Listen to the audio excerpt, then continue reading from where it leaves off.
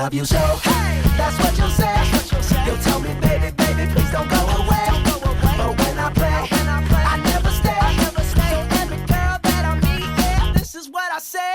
Run, run away, baby. Before I put my spell on you. You better get away, darling. 'Cause everything you heard is true. You're falling apart, we'll end up alone. 'Cause Lord knows I'm a rolling stone. So you better run away, baby. Yeah. Well, let me...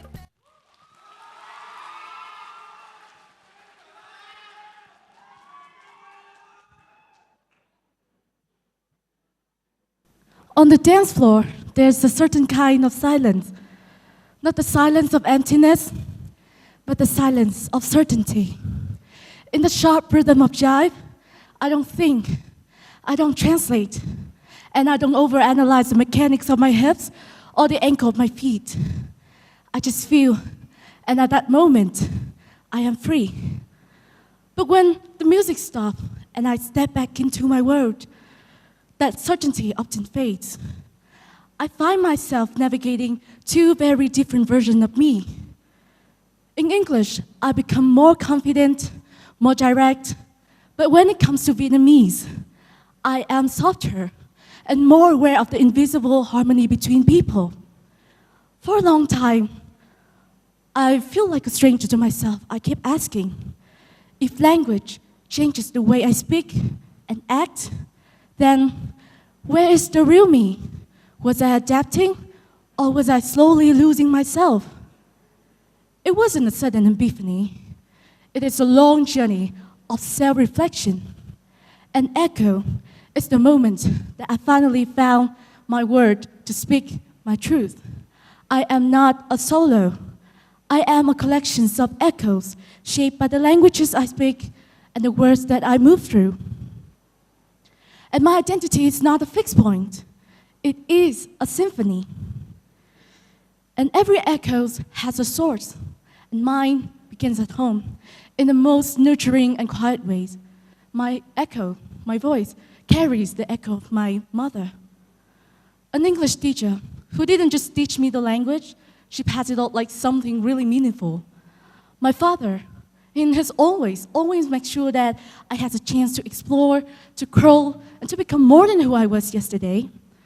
My brother, he became my safest space to speak English. With him, I didn't worry about the grammar or the perfection. I just spoke honestly. And being an English major opened doors and gave me sanctuary. It connects me to the people who inspire me, friends that reshape my soul. But somehow, it placed a heavy crown on my head. I had the opportunity to speak. However, I still struggle to find a voice that sounds like mine amidst the pressure to be perfect. So, what can I say now?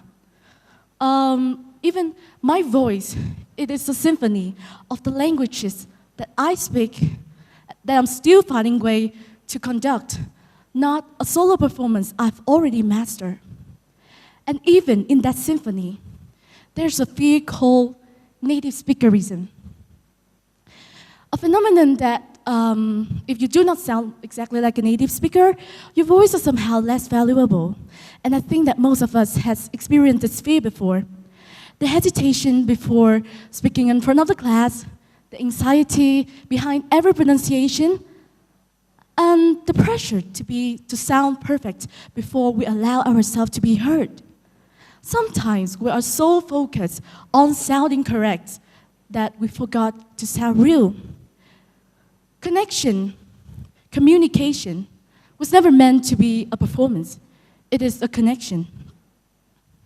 And when we prioritize the perfect accent over our true message, we don't just hide our roots.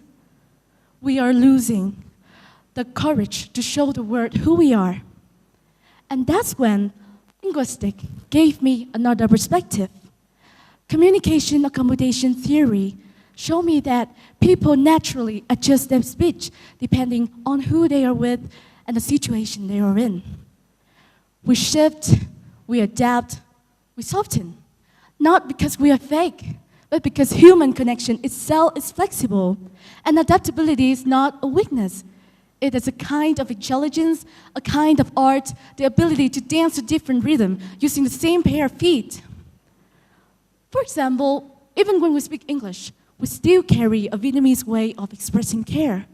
We say something like, "Have you eaten yet?" or worry about whether someone got home safely. In English, those sentences may sound simple, but behind them, it is a very Vietnamese way of loving people quietly. So, your Vietnamese soul hidden inside an English sentence is not a flaw. It is a fingerprint. It is a proof that your voice carries history, culture, movement, and growth all at once. And maybe identity was never about choosing one voice, one language over another. It is letting all of those echoes to flow and to coexist. I stand here today, 17 years old, with my jive rhythm and my English echoes. I'm no longer looking for the real me. I am simply letting every part of myself to move and to dance together. And I realized that my voice was never meant to be a solo. It is a collection of echoes, not to be created, but it is a symphony. It carries the nurturing echoes of my family, the bold opportunities of my education. And maybe identity is not a statue frozen in time. Maybe identity is a movement, a dance. It is the harmony between where you come from, who has helped you, and where you're going. So, how do we make our voice resonate beyond ourselves? We stop trying to push ourselves into a position, the rules of who we should be. Stop waiting for the perfect accent to speak our truth, and start moving, dancing to your own resonance. Because when you speak with your whole heart, you ain't just speaking for yourself. You are letting the world to hear the symphony of everyone who has helped you to find your own voice. So don't just speak, resonate. Thank you for listening.